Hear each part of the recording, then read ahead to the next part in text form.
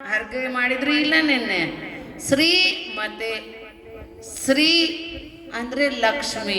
ಶ್ರೀ ಯಾವುದು ಕೇಳ್ತಾರೆ? ಲಕ್ಷ್ಮಿ.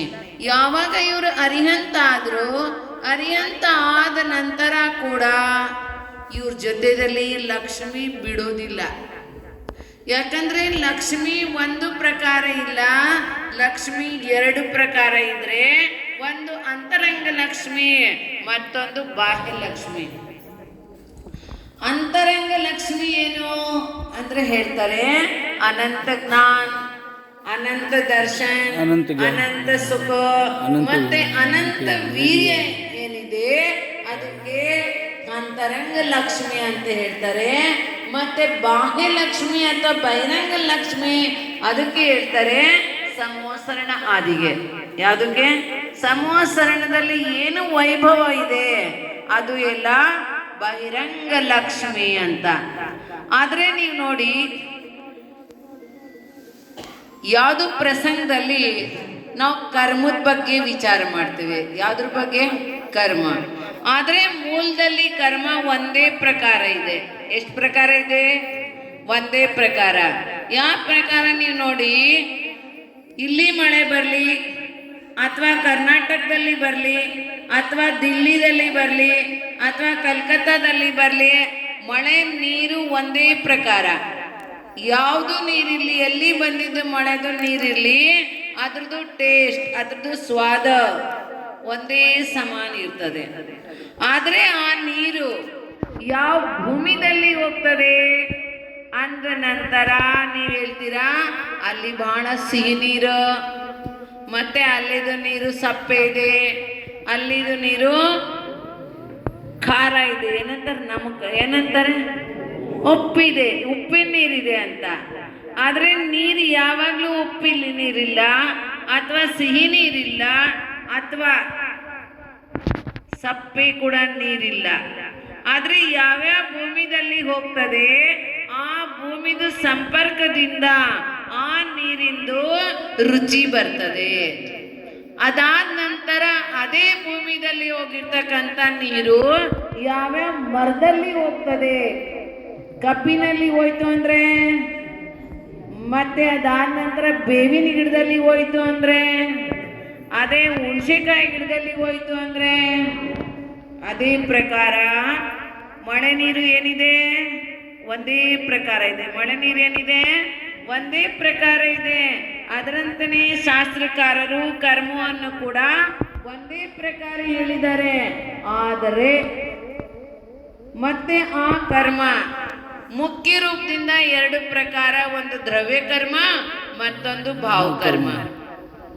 ಆದ್ರೆ ದ್ರವ್ಯ ಕರ್ಮ ಮತ್ತೆ ಭಾವಕರ್ಮ ಯಾವುದಕ್ಕಂತಾರೆ? ಅದ್ರ ಸಲುವಾಗಿ ಹೇಳ್ತಾರೆ ಕಮ್ಮತ್ತನೇನ ಏಕಂ ದವಂ ಭಾವೋತಿ ಓದಿದ್ವಿ ಹಂತೋ ಪಗ್ಗಲ ಪಿಂಡೋ ದವ್ಯಂ ತಸ್ಸತಿ ಭಾವಕಂ ಮಮ್ತೋ. ಅವ್ರು ಹಿಡಿದ್ರು ಪುದ್ಗಲ್ ರೂಪಿ ಏನು ಕರ್ಮದ ಪರಮಾಣುಗಳಿದೆ ಅವು ದ್ರವ್ಯ ಕರ್ಮ ಇದೆ, ಮತ್ತೆ ಅದರಲ್ಲಿ ಫಲ ಕೊಡ್ತಕ್ಕಂಥ ಏನು ಶಕ್ತಿ ಇದೆಯಲ್ಲ ಅದಕ್ಕೆ ಭಾವಕರ್ಮ ಅಂತ ಹೇಳಿದ್ರು. ಅದಾದ ನಂತರ ಹೇಳ್ತಾರೆ ತಂಪುಣ ಅಟ್ಟವಿ ಅಮ್ವ ಅಡಸಾಲ ಸ್ವಯಂ ಅಸಂಕ ದೇಶಂವ ತಾಣಂ ಪುಣಗಾದಿತ್ತಿ ಅಗಾದಿತ್ತಿ ಹೋಂತಿ ಸಣ್ಣವು. ಅದೇ ಕರ್ಮ ಮುಂದೆ 8 ಪ್ರಕಾರ ಇದೆ. ಜ್ಞಾನವರ್ಣ, ದರ್ಶನವರ್ಣ, ವೇದನೀಯ, ಮೋಹನೀಯ, ಆಯು, ನಾಮ್, ಗೋತ್ರ ಮತ್ತೆ ಅಂತರಾಯದ ಭೇದಗಳಿಂದ ಕರ್ಮ ಎಷ್ಟು ಪ್ರಕಾರ ಆಯ್ತು? ಮತ್ತೆ ಇದ್ರದ್ದು ಭೇದ ಮಾಡ್ತು ಅಂದ್ರೆ 148 ಭೇದಗಳಾಗ್ತವೆ. ಎಷ್ಟಾಗ್ತವೆ? 148. ಇನ್ನು 148 ಪ್ರಕೃತಿಗಳಲ್ಲಿ ಒಂದೇ ಪ್ರಕೃತಿ ಹಂಗೆ ಇದೆ, ಅದು ಎಲ್ಲದಕ್ಕಿಂತ ಪುಣ್ಯ ಪ್ರಕೃತಿ ಇದೆ. ಆ ಪುಣ್ಯ ಪ್ರಕೃತಿಯ ಬಂಧ ಎಲ್ಲರಿಗೂ ಕೂಡ ಆಗೋದಿಲ್ಲ. ಯಾರು ಕೋಟ್ಯಾಂತರ ಜೀವಗಳಲ್ಲಿ ಯಾವುದಾದ್ರೂ ಒಂದು ಜೀವಕ್ಕೆ ಅಷ್ಟೇನೇನೆ ತೀರ್ಥಂಕರ ಪ್ರಕೃತಿದು ಬಂಧ ಆಗ್ತದೆ.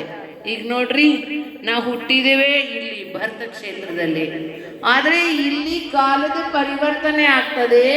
ಅದ್ರ ಸಲುವಾಗಿ 20 ಕೋಟಾಕೋಟಿ ಸಾಗರದಲ್ಲಿ ನೀವು ಕೇವಲ 48 ತೀರ್ಥಂಕರಾಗ್ತಾರೆ. ಎಷ್ಟು?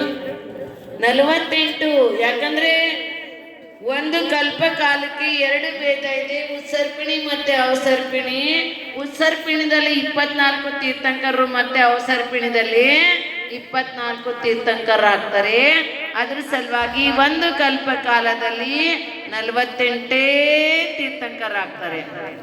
ಅಂದ ನಂತರ ನೀವು ವಿಚಾರ ಮಾಡ್ರಿ, ನೀವು ಹೇಳ್ಬೋದು ನಾವು ವಿದೇ ಕ್ಷೇತ್ರದಲ್ಲಿ ಹೋಗ್ತೇನೆ, ಆದರೆ ವಿದೇ ಕ್ಷೇತ್ರದಲ್ಲಿ ಜನಗಳದ್ದು ಆಯುಷ್ಯ ಬಹಳ ಇದೆ. ಅಂದ ನಂತರ 148 ಪ್ರಕೃತಿಯಲ್ಲಿ ಎಲ್ಲದಕ್ಕಿಂತ ಪುಣ್ಯ ಪ್ರಕೃತಿ ತೀರ್ಥಂಕರ ಪ್ರಕೃತಿ ಇದೆ. ಆದ್ರೆ ಅದ್ರದ್ದು ಬಂಧ ತೀರ್ಥಂಕರ್ ಅಥವಾ ಕೇವಲಿ ಶ್ರುತ ಕೇವಲಿಗಳ ಪಾದ ಮೂಲದಲ್ಲೇನೆ ತೀರ್ಥಂಕರ ಪ್ರಕೃತಿದು ಬಂಧ ಆಗ್ತದೆ.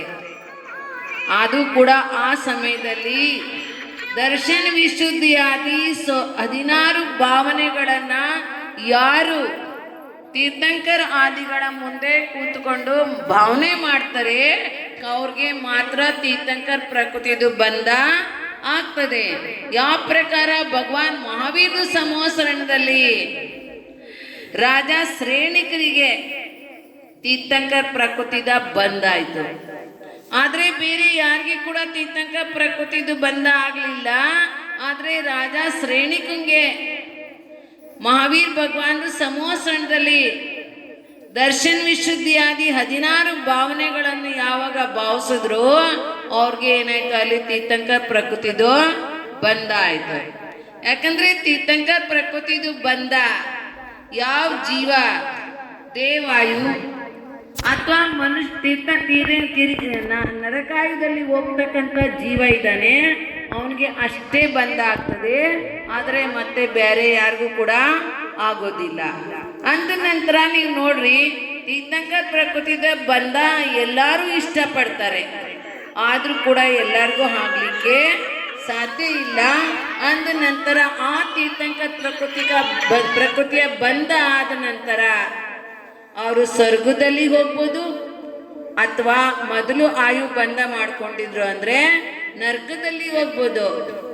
ಆದ್ರೆ ಅವರು ಅಲ್ಲಿದು ಆಯುಷ್ಯ ಪೂರ್ಣ ಆದ ನಂತರ ಯಾವಾಗ ಮಧ್ಯಲೋಕದಲ್ಲಿ ಬರ್ತಾರೆ ಆ ಸಮಯದಲ್ಲಿ ಅವ್ರ ತಾಯಿದು ಗರ್ಭದಲ್ಲಿ ಯಾವಾಗ ಬರ್ತಾರೆ ಆ ಸಮಯದಿಂದ ಹಿಡಿದು ಆ ಸಮಯಕ್ಕೆ ಮೊದಲು 6 ತಿಂಗಳು ಮೊದಲಿಂದ ಹಿಡಿದು ಅವ್ರದ್ದು ಎಲ್ಲಿನ ತನಕ ಜನ್ಮ ಆಗೋದಿಲ್ಲ, ಎಲ್ಲಿನ ತನಕ ಅವರು ಹುಟ್ಟೋದಿಲ್ಲ, ಅಲ್ಲಿನ ತನಕ ರತ್ನದ ವೃಷ್ಟಿ ಸೌಧರ್ಮೇಂದ್ರನ ಆಜ್ಞಾದಿಂದ ಕುಬೇರ ಮಾಡ್ತಾರೆ. ಯಾರು ಮಾಡ್ತಾರೆ? ಯಾಕಂದ್ರೆ ಎಲ್ಲಿ ತೀರ್ಥಂಕರದು ಜನ್ಮ ಆಗೋದಿದೆ ಅಥವಾ ಎಲ್ಲಿ ತೀರ್ಥಂಕರ್ ಹುಟ್ಟೋರಿದ್ದಾರೆ ಅಲ್ಲಿ ಯಾವ ಪ್ರಕಾರದ ಕೂಡ ಬಡತನ ಇರಬಾರ್ದು. ಅದ್ರ ಸಲುವಾಗಿ ಏನಾಯ್ತು ಅಂದ್ರೆ ಆ ಟೈಮ್ದಲ್ಲಿ ಅಲ್ಲಿ ರತ್ನದ ವೃಷ್ಟಿ ಆಗ್ತದೆ.